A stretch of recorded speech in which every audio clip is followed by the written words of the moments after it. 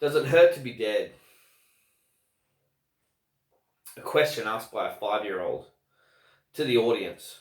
There I am, a 14-year-old kid sitting in a theatre, and this little kid in the first 1.5 minutes of this movie walks up to the camera, walks up to us, to the audience, and says, "Can I ask you a question? An important question. Does it hurt to be dead?"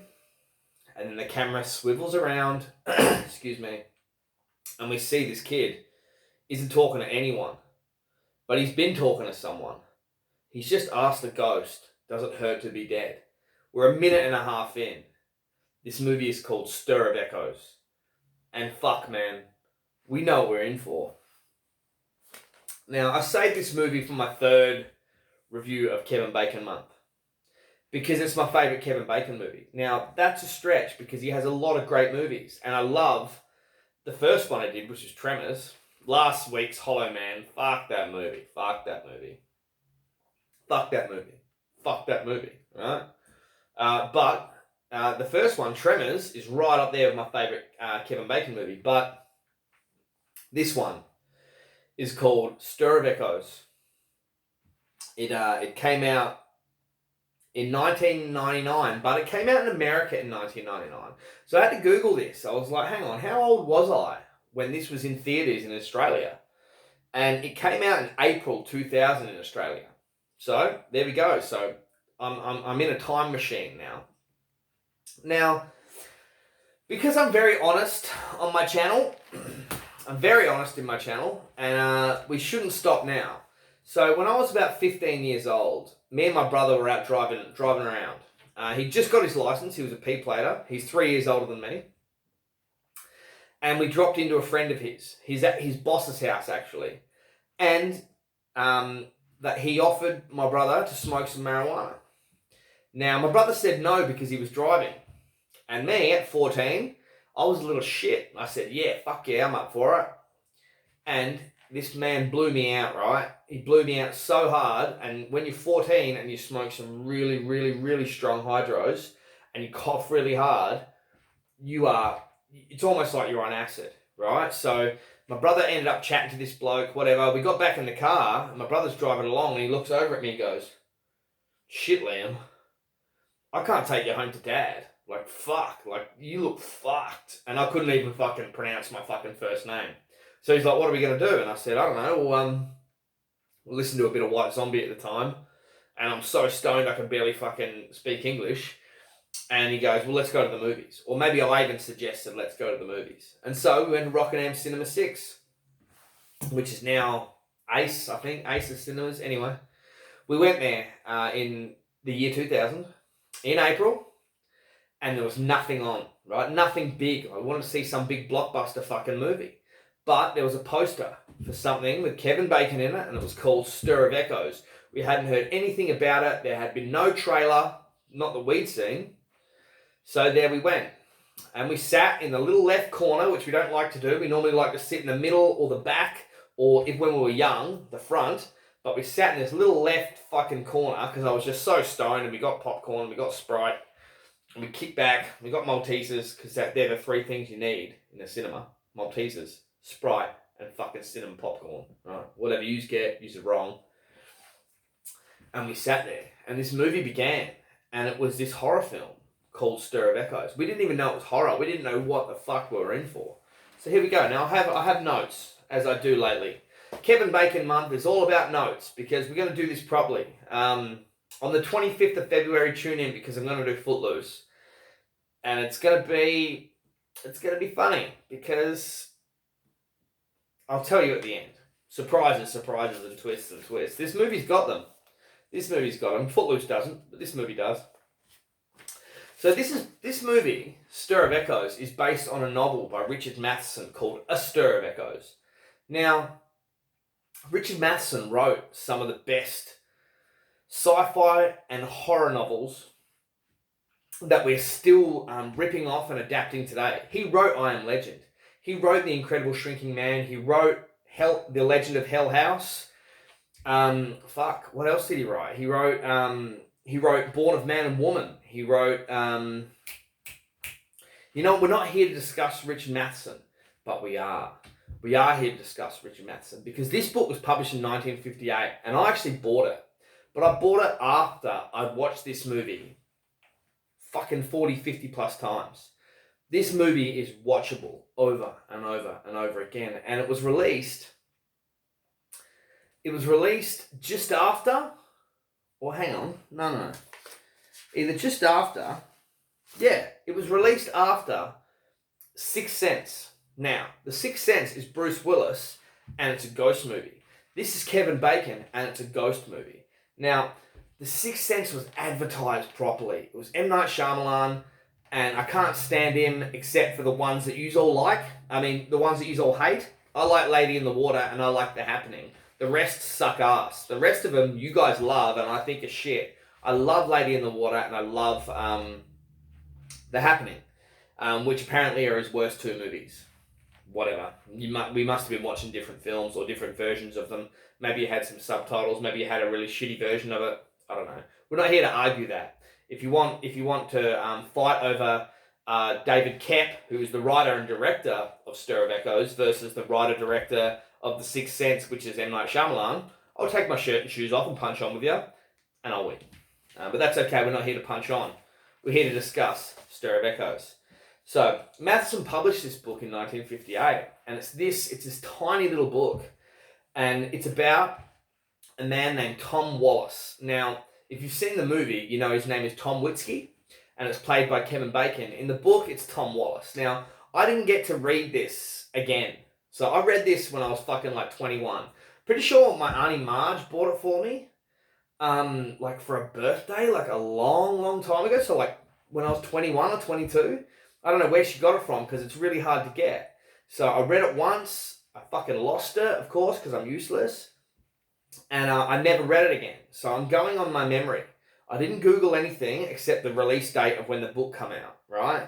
I'm going on memory. So the book is about a man named Tom Wallace. That's the first thing I noticed that was different. And his wife, Maggie, and their infant child, right? But she has a baby on the way. Now, they have a brother-in-law, Maggie's brother. And one night, at some party, he, the brother-in-law, hypnotizes Tom Wallace.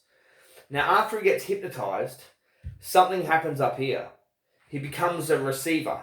He can hear his neighbor's thoughts. He starts having dreams. He knows exactly what the sex is of the baby in his wife's stomach. He goes to bed one night, the night he's hypnotized, and he's like, I know we're having a baby girl. Like, he just knows it. And it's not like, oh, I'm guessing. He just knows. And he knows it has something to do with the hypnotism. That night, he dreams of this giant train crash, right? This train derailment. And he's in it. And he's running along this train derailment. And people are dying. And there's heads and arms and limbs and shit everywhere. And he wakes up absolutely horrified. And when he wakes up, he fucking flips open the newspaper. And a train derailment happened in Chicago. And that many people died. And he dreamt it, but he never told anyone. So you're spending a lot of time in Tom Wallace's head. Now, I'm talking about the book here. This is not the movie. Now, in the movie, this does not happen. In the movie, his sister-in-law, played by, let's do this, Elena Douglas. I don't know if you know her. She's in a lot of stuff. So in the book, it's a brother-in-law. In the movie, it's a sister-in-law. And in the movie, the sister-in-law is played by Elena Douglas, and she's the chick that Robert De Niro beats the fuck out of in Martin Scorsese's version of Cape Fear. He's the one, he tricks her into coming back to his hotel room and then just fucking smashes fuck out of her and bites her. And it's fucking horrifying. And she never ever presses charges because, like, Elena Douglas versus fucking Max Cady from, Robert De Niro's version of Max Cady. That's a scary fight. And so she's so terrified, she doesn't say anything. So Elena Douglas is the sister-in-law in Stir of Echoes. So the book is called A Stir of Echoes. The movie is called Stir of Echoes. It's based, I'm pretty sure, and I didn't Google this, but I'm fucking certain, when I opened the first page of this book in my 20s, it has an Edgar Allan Poe poem. Something, something, something, or a stir of echoes down every floor. Now, you know how many times he rhymes the word or, like Lenore, Nevermore, rah, rah. I don't think it's the Raven, but it's certainly one of them Edgar Allan Poe poems, a stir of echoes down every floor. That's how Richard Matheson got the title for this book. And what dreams may come is an excerpt from a William Shakespeare poem, pretty much poem, book, or whatever, play, Hamlet. Pretty sure it's Hamlet. What in these dreams of death, in this sleep of death, what dreams may come. So when we die, what dreams may come. So a lot of Richard Matheson's titles are derived from famous writers: Edgar Allan Poe, William Shakespeare. List goes on. So here we go. We're going to have a quick look at this. So the thing is, in the book, the premonitions are about his neighbours. They're showing the ability he's got. So he's picking up thoughts from people that are around him, his wife, his brother-in-law, knowing the sex of his child. Now, in the movie, it's a lot different. His sister-in-law hypnotises him. Now, I was 14 years old, and when the lights went down in the cinema, and I'm sitting there with my popcorn, my brother's watching too, I'm the only stoned one, and all of a sudden, she hypnotises him. The sister-in-law hypnotises him, and she hypnotises him saying, imagine you're in a movie theatre, and it's a big, dark theatre, and it's empty, and everything is covered in black, and all you can see is the white screen. And as soon as that white screen came down, it was so jarring. It was so completely jarring. My heart went off, and I was alone in this theatre, and I was Tom Witzke, and I was following it, and she's hypnotizing him. She's like, there's blurry words on the screen. There's only one thing you can see is the words on the screen. They start to come into focus. Those words spell sleep, and then in big typewriter letters it says sleep. And we get hypnotized. Now, I've never seen anything done like that before. So this came out in 2000, whatever. Lots of stuff had been done. But I'd never sat in a theatre where the TV told me, you're in a theatre, pretend you're in a theatre, and brought it on so strongly that I was so lost. Like, literally, I was Tom Witzke in that moment. I don't know if that's where my love of this movie comes from. I don't think it is, because I've watched it over and over since then, and this movie is so powerful, so strong as a ghost, supernatural horror flick. It still carries its own weight. Like, I don't have to carry on how I felt when I was 14 when I first saw this fucking movie. So, but that was a big part of it. Now, a couple of differences. The son in this movie plays a big part. He's played by Zachary David Cope. I'm sure he's been in other stuff, but in this, he's about 5-6 years old. In the book, their son is a baby. So he's like, he's just learnt to stand up at his crib. The only creepy thing he does in the book is talk in the voice of the dead woman. Now, there is a ghost. In the book, it's a dead woman. A woman named Helen, I'm pretty sure. See, I told you, I'm not Googling this book. I've read this motherfucker, so I'm going on my memory. So, in the book, this woman named Helen was murdered by the neighbour, and the whole thing was covered up. Now, that's what the little baby's picking up on Tom Wallace's psychic energy. It stands at the crib, and it opens its mouth, and this elderly woman's voice comes out of this infant baby's mouth. That's the only part that this little kid plays in this book. Now, in the movie, Zachary David Cope, he's the first character you really fixate on. He's the one that asks, does it hurt to be dead? When Kevin Bacon, so remember, this is Kevin Bacon month here at Liam's Library. Sorry I didn't mention that, because we all know why we're here. We're here to talk about Kevin Bacon. My favourite Kevin Bacon movie of all time, over Tremors, over anything, is Stir of Echoes. He's a fucking maniac in this movie, and he really brings it, and the suspense will just blow you away. But this kid is a big part of this book. So fucking listen to me. This kid is this big part of this film, alright? So this is Liam's Library, so I will go from book to film, because you know what? For once, I'm not like just talking about a book or a film. I'm talking about both because I have read both. I've read one and watched the other. And so I'm allowed to compare. But this 5-year-old kid, played by Zachary David Cope, he's amazing. Like, he's creepy, but he's not creepy like the kid from The Sixth Sense. I'm not reviewing Sixth Sense, so you know who I'm talking about, and I'm actually a fan of his. But we're not talking about that. That movie, Sixth Sense, Stir of Echoes. Hang on. Wait, ready? Wait, you can't even see it. Stir of Echoes, right up here in my 6-foot fucking reach. Okay, so if you want to watch a good ghost story that came out in 2000, don't watch Sixth Sense, watch Stir of Echoes. That's my promotion, and that's what I stand by, and you won't be fucking disappointed.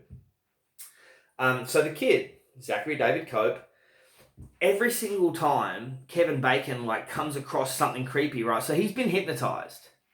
He's been hypnotized by his sister-in-law. They go to a party.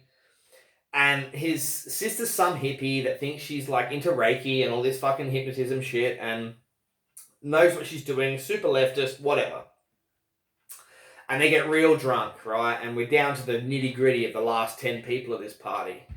And she's like, I can hypnotize you. Like, fucking, I can put you under. Like, and he's like, go on. Fucking, you know what?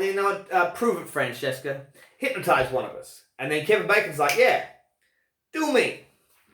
And she's like, no, you're not supposed to mesmerize anyone when they're drunk. And they all piss themselves laughing like she's just full of shit. Like, yeah, mesmerize. And he's like, no, come on. Like, I mean it. Like, fucking hypnotize me. Like, and then he leans over. And this is derived directly from the book, man. He leans over and he says, come on. What's the worst that can happen? Now, in the book, he leans over and says to the brother-in-law, come on. What's the worst that can happen? And then it says in the book, famous last words. Like, not like anyone said it, but that's the book you're reading. Famous last words. Like, you fucked up. What's the worst that can happen? Well, it's only going to get worse from here. So back to the movie. So what's the worst that can happen? So she makes him shut his eyes. She hypnotizes him. Movie theater. Fucking he goes under. The only words you can see are sleep. And then all of a sudden he sees a couple of things. Some things that aren't in her hypnotism thing. Like he sees this fucking house and this snowy building and this woman fucking screaming and all he can hear is this screech and this fucking monster covered in plastic and then all of a sudden he wakes up and everyone's laughing at him because this only took a few minutes. They hypnotized him and they made him do all this stupid shit. And I'm going to have to say it, because this bit pisses me off. The one bit I don't like about the directing in this movie, the one bit, because I think this movie's flawless, but this one fucking bit is you see the people laughing at him when Kevin Bacon wakes up from his hypnotism. And one of them's his wife. And she's just sitting there laughing like she's laughing at some fucking Charlie Chaplin fucking movie. That's her husband, and they had this really strong connection. And I think it's almost like they needed to do another take on that scene. So I had to put that in there because it was in my fucking notes. That bit pissed me off, and it's always pissed me off. It's like everybody's like laughing at him. Of course, they're all full of piss. But that's his fucking wife, man. And he's just gone through this big fucking hypnotism thing where they put a fucking needle through his hand. Like, he's talked about his childhood. He's fucking crying his eyes out and he's covered in sweat. What the fuck is Catherine Herbe laughing at? His wife. Like, what the fuck is Maggie laughing at? That bit always shat me. Like, what the fuck is so fucking funny? You're supposed to be a team, and she never ever once in the movie ever shows her disloyalty. It's just strange. Like, I think they just went with that take, and so here we go. So the husband-wife scenario. Richard Matheson wrote this book, and he always does the husband-wife scenario. In I Am Legend, the wife is dead, yeah, but the husband-wife scenario is shown in flashbacks. Now, in Earthbound, the husband-wife scenario is shown the fact that he cheated on her and there's this dead chick that's after them, like trying to fuck her husband. Now, in The Incredible Shrinking Man, it's him shrinking smaller and smaller while his wife is trying to deal with him shrinking. Also, Born of Man and Woman, it's about a husband and wife who give birth to this fucking freaky mutant. So Richard Matheson really does do this formula a lot. And here we go with Stir of Echoes, the husband and wife with a baby and dealing with this psychic power. So, Stephen King does a lot of original stuff, and we all know he got his ideas from Richard Matheson and Ray Bradbury. But Richard Matheson really did fucking repeat himself a fucking fair bit. He did. Let's give credit where credit's due. The whole husband and wife thing, born of man and woman. Let's just give credit where credit's due. I mean, shit, it was the 50s. It was the 50s, and that was when he wrote his best shit. So here we go. So what you do is, you watch the trailer to this. So after this review, go watch the trailer. Just go, Stir of Echoes trailer. And the trailer's awesome. It's got this remake of the Rolling Stones song, and you see him getting hypnotized, and you see him say, what's the worst that can happen? And then you see him go through all this shit. So it keeps a lot in suspense, but there's a lot going on. The trailer makes you fucking want to watch this movie. It's Kevin Bacon at his best. I don't give a fuck what you say. This shits on fucking Tremors, shits on Hollow Man, shits on every other fucking movie he's ever done. Stir of Echoes for life. Stir of Echoes, best Kevin Bacon movie ever made, hands down, bar none. Bar none. And I'll fight you for it. Like, I dare you. Anyway, let's move on. So, now, thanks to the Nostalgia Critic, I watch a lot of Nostalgia Critic. I watch a lot more Cinemassacre, but I watch a lot of Nostalgia Critic here on YouTube. And they have neighbours. So in this movie, we meet the neighbours. We meet the neighbours on this side. We meet the neighbours on that side. We meet the neighbours across the road. We meet the neighbours up the street. This is a small little Chicago suburb where we all look out for one another and we all know one another. The character says that. And there is a lot of foreshadowing. I didn't know this when I first saw this. Stoned, 14, naive fucking kid sitting in a movie theatre, not knowing what he's in for, being blown away by this original horror flick. But it's obvious to me now, like the neighbour's talking about his guns. Like he cheats on his wife. One day she's going to find one of my 38s and put a cap in my ass. And then what? 40 minutes later, the kid finds one of the 38s. Not the kid, not Kevin Bacon's kid, but a teenage kid. And ends up shooting himself in the fucking head. Now, I'm not going to fucking tell you what this movie's about. I am going to tell you it's about a ghost and Kevin Bacon trying to find out who murdered her, and she's fucking haunting him because he's been hypnotized. Now he's a receiver. This ghost won't leave him alone. She's been dead for a while, and I'm going to say she, ain't no bloke. In the book, it's an elderly woman, like it's an older woman. In this movie, it's a teenage girl. But she wants him to fucking find where she's buried. She wants him to find the people that fucking murdered her and set her spirit free. It's beautiful, but it's fucking horrible. It's horrible because the way she dies in the book, like I said, I didn't Google it, but I just going off the first and only time I read the book. In the book, this middle-aged woman gets murdered, but I don't know how and why. I just know the neighbour did it, and Tom Wallace ends up finding out about it due to his hypnotism and his new psychic ability. Nothing to do with the kid. Now, in the movie, this little kid, Zachary David Cope, Jake, the kid's name is Jake. Fuck, remember that because he's a big part of this movie. He sees this dead teenager everywhere. And she's like, he says, Samantha says it's always dark where she is. It's like, who told you? Samantha told me. Like, everything's about Samantha. It's like, what? Did you see Samantha? Yeah, I see her all the time. Where? Right here. In my house. Like, it's nothing. He's been seeing Samantha ever since she was murdered because Jake, he didn't need to be hypnotized. The little kid Jake is a fucking conduit. He's a conduit to the other side. He was born that way. Kevin Bacon needed to be hypnotized just in the right circumstances for his switch to be flicked. And now he's a conduit. But Jake is a very strong conduit. And he's been seeing Samantha ever since she was murdered. And he even goes downstairs one night when Kevin Bacon doesn't know what's going on. And he puts his hand to Kevin Bacon's head like this and goes, "Don't be afraid of it, Daddy. Because Samantha isn't here to hurt us. She just wants to get unburied. She's been buried somewhere. And Kevin Bacon has to fucking find out where." So we got Kevin Bacon ripped to shit with his shirt off, digging holes in his backyard, looking for a dead body, and his wife thinks he's going fucking insane. Catherine Urbe. So let's talk about... Alright, so here we go. There we go. So actors in this film. We're allowed to look at our notes because this is a good one. And it's going to take some time. Actors, we have Zachary David Cope playing the little kid, Jake. Fucking unstoppable, man. He's scary. You feel for him. You worry about him because he's obviously known about this a lot longer than our protagonist has, Kevin Bacon. Then we have Catherine Urbe. You know the chick from Criminal Intent with Gorham and fucking and his sidekick? Well, that's Catherine Urbe, and she plays Maggie to a T. Now, in the book, Maggie doesn't have much of a role. Just like Jake doesn't have much of a role in the book. But in the movie, they're fucking big parts. Big parts, played by strong actors. So Catherine Urbe plays Maggie. The neighbor is played by Kevin Dunn. Now, do you remember the movie Mississippi Burning?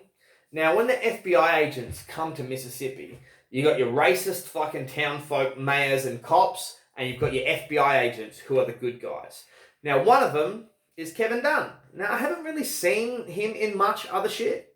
He is in stuff. But in this, I'm just going to say, he's some kind of bad guy. He's some kind of bad guy. That'll do ya. Kevin Dunn. Then you got Jenny Morrison. Oh my God. Jennifer Morrison, Jenny Morrison. She's a dead girl, man. She's Samantha, and she has a TV show career now, and she's amazing. She dyed her hair blonde, and she's a tough-ass motherfucker with a gun. I'm pretty sure CSI Miami, one of them CSIs, she plays the dead girl in Stir of Echoes. And Jennifer Morrison, she's fucking unreal in this. She's the ghost. And fuck, in the book, she has a small part to play. Because it's not about the dead teenage girl. Like I said in the book, it's about the dead middle-aged woman named Helen something, I think. But in this movie, it's about Samantha. Samantha, it's always dark where she is, and she's in it, man, and she's dead. And she's also a corpse, but she's also a reborn corpse. She's fucking floating around the house for jump scares. She's fucking terrifying. And so there you go. I did Google her name because Jennifer Morrison, she's worthy of a dead girl. They picked a great, and she's a semi-autistic girl who was abused, murdered, and buried. It's up to Kevin Bacon to fucking find her and let her spirit free. Yeah, so no, I've done that. Okay, so what I'm going to say is there's humor in this movie. This is a Kevin Bacon movie. Like, it's like watching a Nicolas Cage movie where he's trying to be serious, but completely different. So yeah, take what you want from that, but it fucking is, right? So when I've watched this movie a million times with my brother Sean Cleak, fucking not a million, about 60. About 30, about 70. We're not going to over-exaggerate or under-exaggerate, but we're going to get close. But me and my brother Sean watched this over and over and over again. And there's so much fucking funny shit to go by. Like, everything, even when they're serious, and there's a teenage kid with a gun to his head. He's like, what comes out of his mouth is so quotable and funny. So when I showed this to my friend, shout out to Fatty J, much motherfucking wicked clown love. When I watched this with my friend Fatty J, he'd never seen it before. So we watched this in our 30s. Now, like I said, I watched this for the first time when I was 14, 15. But he watched it for the first time with me, probably fucking, chowing down a lot of fucking beers or whatnot or what have you. And he was cracking up at all the same jokes that me and my brother had been cracking up for years. So, like, just constant crack-ups. All right, we're going to skip the points now. So, there's uncomfortable sex scenes. There's all sorts of stuff. Now, what I'm going to say is, this movie is written and directed by a man named David Koepp. Now, I didn't know who David Koepp was until I saw the movie Secret Window. Now, I've read Secret Window, Secret Garden by Stephen King, which the movie Secret Window is based on. It's a Stephen King novella from 4 Past Midnight, Liam's Library, welcome to my fucking knowledge. Secret Window, Secret Garden I'm pretty sure I've done a review on it in this channel. Fuck yeah, I have. I've done Secret Window, Secret Garden. So check that out. Liam's Library. Fucking, I'm not going to point it up there because it's not up there. It's just scroll back and have a look. But Secret Window, Secret Garden was actually made into a movie starring Johnny Depp, written and directed by David Koepp. Now, I'm pronouncing him right because I watched a whole bunch of features on him years ago. And it's not David Koepp like his name looks like. It's David Koepp. And because Steven Spielberg told me so. So you know what? I knew he'd done Secret Window. I knew he'd done Stir of Echoes. I knew he wrote the screenplay for War of the Worlds, Steven Spielberg's version of War of the Worlds. Right? So I knew he'd done big, like, impressive shit. But I didn't know, listen to this. This is the David Koepp's list of what he wrote. He wrote, here we go, fucking think about this. He wrote Death Becomes Her with Bruce Willis. He wrote the original Jurassic Park. Like, he wrote the screenplay for Jurassic Park. He wrote Carlito's Way. Al Pacino. He wrote Mission Impossible. He wrote The Lost World. He wrote Snake Eyes with Nicolas Cage. He wrote Stir of Echoes. He wrote Panic Room. He wrote Spider-Man, directed by Sam Raimi. Fucking, and you know what? And then he wrote and directed Secret Window, which is what I thought. I thought he'd only done Stir of Echoes, Secret Window, and then they got him for War of the Worlds, and like that was his big break. No. This motherfucker writes every screenplay for everything impressive back then. Everything big and loud. So you know what? After War of the Worlds, I'm going to stop there because if you're not interested in David Koepp, you should go look for him now as a screenwriter and director because he's definitely worth fucking having a look at. He's fucking amazing, right? So the visuals in this movie. Now we're moving on to the visuals. In the book, there's a lot of dream sequences. Now, it's hard to do that in a film. Like, how hard is it to do that in a film? So, like, this is what your character's thinking. This is what your character's dreaming about. Dream sequences, they're kind of cliche. They're kind of shitty. So you get all these weird visuals, like when the babysitter rocks up and says, "Hi, I'm Debbie. I'm here to, like, babysit." And all of a sudden, the whole screen goes red. And I was in the theater. I was just like, wow, that's, once again, that's jarring. The fuck does that mean? It's fucking 2000. Like, I hadn't seen that before. It kind of really took a risk. It jumps at you. It's like, all right, so... And Kevin Bacon's like, yeah, hi, come on in, because he's obviously seen that big flash of red, just like the audience have seen that big flash of red. And, like, you feel as uncomfortable as Kevin Bacon feels, as Tom Witzke feels. So, it was very bizarre, it's uncomfortable, and, you know, that's how we feel. Now, listen, I've told you before, it's my favourite Kevin Bacon film, so, like, my notes are screaming at me, favourite Kevin Bacon film! I've already told you that, so, like, relax. We're going to be wrapping this up, so relax. Dream sequences, timing, suspense. The suspense in this is unreal. Now listen, the little kid gets kidnapped. Like, Kevin Bacon's son gets kidnapped by this babysitter. And Kevin Bacon running through town while he's looking at red flashes of light. He's looking at signs that flash red, brake lights on random cars that flash red, while his wife's chasing him saying, "Where the fuck are you going?" And he's like, "I don't know." Because he doesn't fucking know, but all he knows is someone's kidnapped his kid because